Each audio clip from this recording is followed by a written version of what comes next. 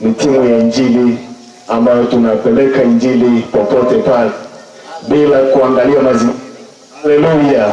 Amen. Mimi ni makamu mwenyekiti wangu yuko hapa, nitampa maiki ataongea kidogo, lakini nataka niseme kitu kimoja. Atuangalie mazingira ya kumtumikia Mungu.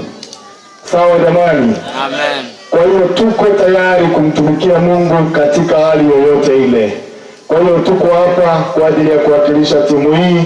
Tuko wengi sana na wengine hawajaweza kufika mahali hapa, lakini nataka nikuambie, nikushawishi kijana mwenzangu, mtu wa mahali hapa, uliyepata neema ya kupata injili hii, usicheze na neema hii, itumie kikamilifu na Mungu atakuonekania. Sawa jamani? Bwana wabariki. Naomba nimkaribishe mwenyekiti wangu aongee hata neno moja, alafu na wengine watajitambulisha. Karibu.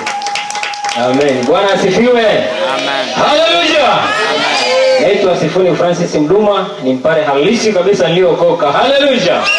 Tulikuwa kule kwetu tumefungwa na mizimu na kila aina uchafu, lakini Yesu wa huruma akaniona. Haleluya. Amen. Niwashukuru sana siwezi, kwa sababu kweli hao watu wamekuwa watu wa ajabu kwetu. Yaani kila tunapokwenda tukiwataarifu tu wako nyuma yetu. Haleluya. Amen. Na hakuna mtu wa thamani kubwa kama mtu ambaye anakubeba kwa maombi. Mtu akikupa pesa itaisha tu, lakini maombi yanaweka alama mbinguni. Haleluya. Niseme neno moja tu kwamba ningekuwa mimi ndio mwenye mamlaka, ningesema popote itakapohubiriwa injili siwezi watajwa mbele za Mungu. Haleluya. Amen. Haleluya. Inda kandiria sana rinda mbabamba. Oh yakara bo bo bo bo bo bo. Sandara baba sikandara.